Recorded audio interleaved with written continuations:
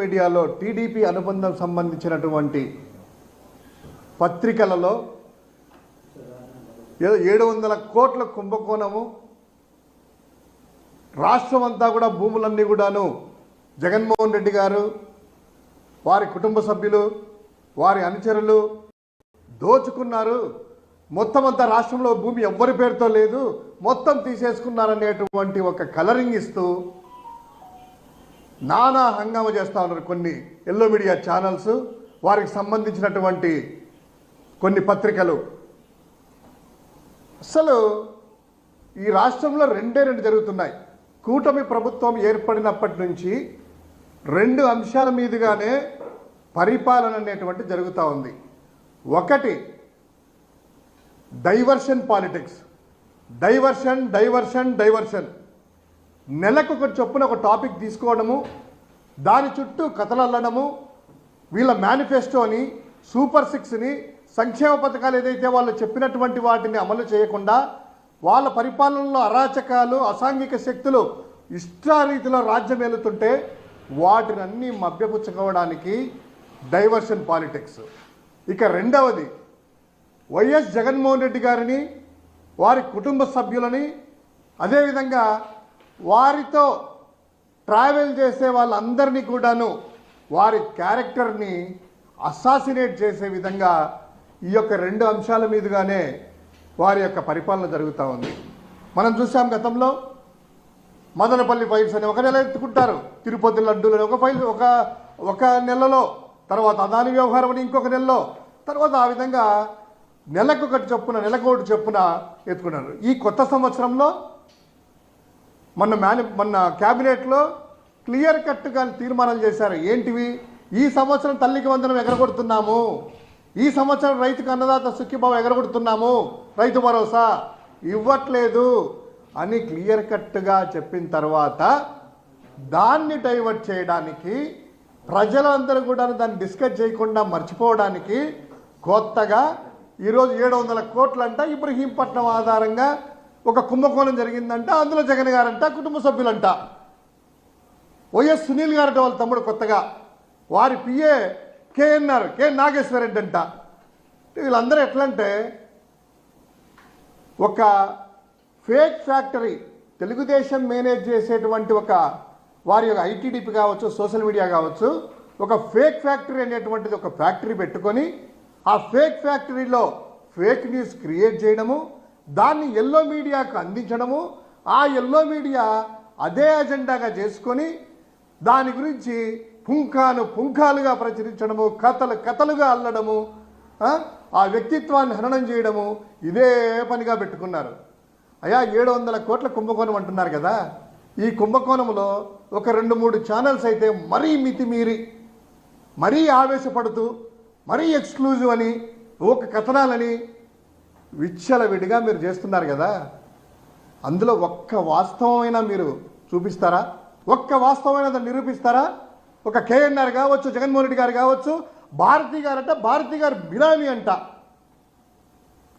ఏమన్నా మనుషులైనా కనీసం వార్త వార్చేటప్పుడు అందులో ఈ సుమంతైనా కూడా నిజం ఉందా అనేటువంటిది ఆలోచన కూడా చెయ్యరు ఆలోచన కూడా. ఎందుకంటే మీకు తెలుసు ఇది ఫేక్ న్యూస్ అని, మీకు తెలుసు ఎవరి అజెండాలో మీరు రూపొందించేసి కథనాలు పెడుతున్నారని చెప్పేటువంటిది.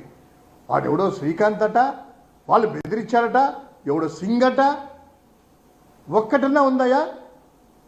ఎక్కడైనా కూడాను ఫిర్యాదుదారు వెళ్ళేసి మాకు సంబంధించిన భూమి వీళ్ళు తీసుకున్నారు, ఇదిగో మా రిజిస్ట్రేషను, పలాని పుల్లయ్యో సుబ్బయ్యో ఎల్లయ్యో వెళ్ళి ఒక ఫిర్యాదు చేస్తే, పలానోళ్ళు అని చెప్పి రిజిస్టర్ ఎంక్వైరీ చేస్తే ఆ రిజిస్ట్రార్ వచ్చేసి ఇదిగో అని చెప్తే ఒక ఆధారాలన్నా ఉండాలి కదా. ఏమీ లేదు, వేగ్గా వండి వారించడము, జనాల మీద దోయడము. దీని ఎలా ఉందంటే, నేను ఒక ఫేస్బుక్లో అంటే వీళ్ళ సోషల్ మీడియా సంబంధించింది, దీంట్లో మళ్ళీ ఈ కథనాలు జనాలు చూస్తారో చూడరో అనే ఉద్దేశంతో తంబునేల్స్ ఏంటంటే అందులో జబర్దస్త్ ఎవరో హీరోయిన్లను లేకపోతే నటీమణులను తీసుకురావడము, వారి ఫోటోలు కూడా ఒక్కసారి చూడండి. అంటే మామూలుగా చూడరు కదా జనాలు, ఇలాంటి ఫోటోలు పెట్టి అశ్లీలమైనటువంటివి ఆ పిక్చర్స్ పెట్టడము, ఈ పిక్చర్స్లో అంటే జనాలు చూస్తారు కదా, వ్యూయర్షిప్ పెరగాలి కదా, జనాలకు ఫేక్ న్యూస్ జనాలు పంపించాలి కదా. ఇట్లాంటి బొమ్మలు పెట్టడము ఆ హీరోయిన్లది జనాలు చూడాలని, ఈ థంబ్నెయిల్స్ ఈ ఫొటోస్ పెడితే జనాలు చూస్తారని ఇటువంటి పిక్చర్స్, డర్టీ పిక్చర్స్ పెట్టి టైటిల్ 700 కోట్ల కుంభకోణం అని పెట్టడము, ఇవి వీళ్ళు చేసేటువంటి వ్యవహారం. దాని గురించి వైఎస్ఆర్ కాంగ్రెస్ పార్టీ దీన్ని సీరియస్గా తీసుకునింది. నిన్ననే ఈ తాడేపల్లి పోలీస్ స్టేషన్లో కూడాను వైఎస్ఆర్ కాంగ్రెస్ పార్టీ కంప్లైంట్ చేయడం జరిగింది. ఎవరైతే ప్రచురించారో ఈ ఛానల్స్, ఈ పత్రికలు, అది ఆన్లైన్ పేపర్స్ కావచ్చు, రెగ్యులర్ పేపర్స్ కావచ్చు, ఎవరు ప్రచురించారో వారందరి మీద కూడా వైఎస్ఆర్ కాంగ్రెస్ పార్టీ లీగల్ చర్యలు కూడా తీసుకుంటుంది అనేటువంటిది విషయాన్ని మీ అందరికీ చెప్తా ఉన్నాం.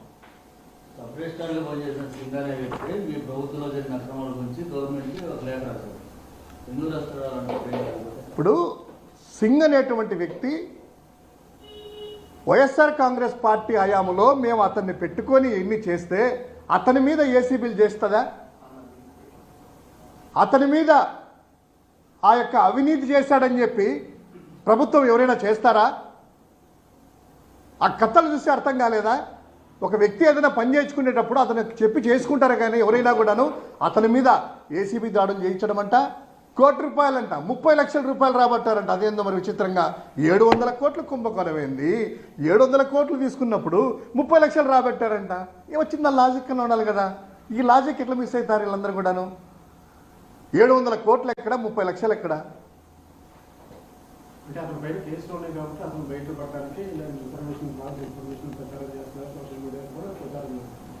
ఖచ్చితంగా దీని వెనక కుట్ర దాగి ఉంది. వీరి పేర్లు తీసుకురావడం వెనక కుట్ర దాగి ఉంది.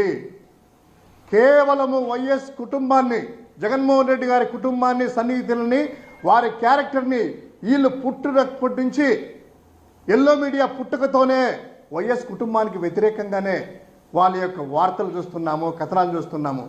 ఈరోజు కూడాను వాళ్ళ సంక్షేమ పథకాలు ఎగరగొట్టాలి, జగన్మోహన్ రెడ్డి గారు నిందించాలి. ఏమున్నా కూడాను అబ్బో ఈ భూమి అంటే జగన్ గారు తీసుకున్నారట, జగన్ గారు ల్యాండ్ టైటిల్ యాక్ట్ నుంచి ఇదే చెప్పి చెప్పి చెప్పి అధికారంలోకి ఎట్లా ఒకటి వచ్చారు కదా.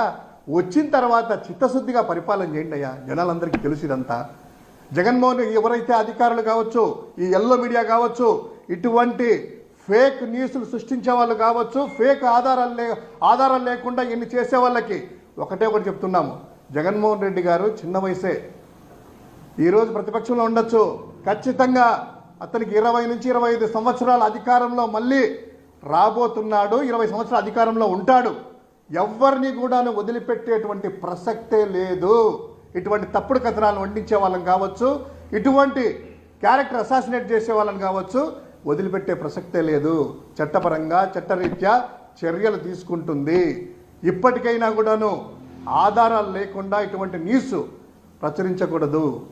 ఏదో డిప్యూటీ సీఎం గారు చెప్తా ఉంటారు కదా, ఆడవారిని పేర్లు రాకూడదయ్యా, లేకపోతే కనుక ఇటువంటి ఫేకులు రాకూడదు, ఫేక్ న్యూస్లు రాసే వాళ్ళని ఇట్లా సోషల్ మీడియాలో కూడా పెట్టాలి. ఇది మీడియాలో కూడా కంట్రోల్ తీసుకురావాలి. తెల్లవారు లేచినప్పటి నుంచి అబద్ధాలు వండి వారిస్తూ చేసేటువంటి ఈ మెయిన్ స్ట్రీమ్ మీడియాను కూడాను, ఇటువంటి వార్తలు సృష్టించే వాళ్ళ మీద కూడాను మీరు ఎందుకు చర్యలు తీసుకోరయ్యా? ఎందుకు మాట్లాడరు? మీకు అనుకూలంగా ఉన్నాయి వార్తలనే, లేదా మీరే రాయిస్తున్నారనే ఈ వార్తలన్నీ కూడాను? ఇది పద్ధతి కాదు. ఎటు తీసుకుపోతున్నారు ఇదంతా కూడాను? ఆ చీమకుర్తి శ్రీకాంత్ అనేవి ఎవడో తెలియదు. ఆ చీమకుర్తి శ్రీకాంత్ నేను వాళ్ళ ఛానల్లోకి వచ్చి మనం కూడా చూసాము. నాకే సంబంధం లేదు, నేను ఏదో కొన్నాను తీసుకున్నాను అనేటువంటిది ఆయన వాళ్ళ వ్యవహారాలు అంతా కూడా ఉంది. ఎక్కడైనా ఇక్కడ వైఎస్ కుటుంబం కానీ, ఆ సన్నిహితులు కానీ, వీళ్ళు చెప్పే వైఎస్ సునీల్ కావచ్చు, కేఎన్ఆర్ అనేటువంటి వ్యక్తి కావచ్చు, ఎక్కడైనా ఉన్నారా వారి సంభాషణల్లోనే? అయినా బాధితులు ఎవడన్నా కూడా ఉన్నాడా? బట్టగాల్చి మొహం మీద వేయడము, లేకపోతే కనుక ఎద్దు ఈనిందంటే ఘాటికి కట్టేయడము, ఇది జరుగుతూ ఉంది. ప్రజలంతా గమనిస్తూ ఉన్నారు. తప్పకుండా దీని మీద తగ్గ సమయంలో లీగల్గా కూడాను చర్యలు తీసుకుంటాం. Thank you.